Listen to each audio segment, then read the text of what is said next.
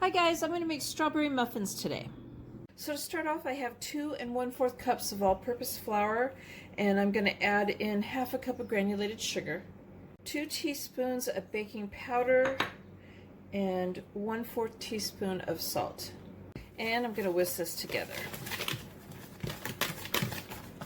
I'm adding in 6 tablespoons of cubed cold butter, unsalted. You can use a pastry blender, a fork, or your hands to make coarse crumbs with this.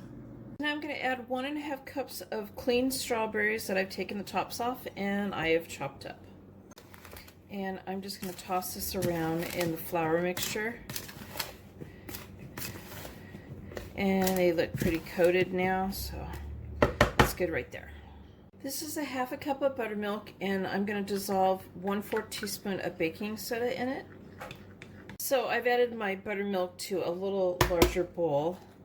I just reused the one I had the strawberries in it. And I'm adding 1 whole egg to that.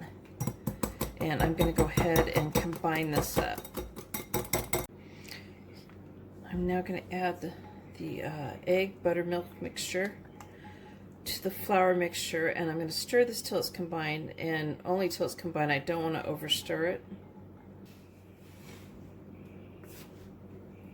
So I filled my muffin tin with baking cups, and I filled each one about 2/3 full. My oven is preheated to 350 degrees. I'm going to bake this for 16 to 18 minutes, and a toothpick inserted comes out clean.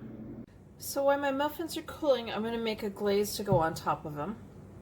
This is just 1 cup of powdered sugar, and I had 3 tablespoons of whole milk to the side, and I've been adding it slowly till I get the right consistency.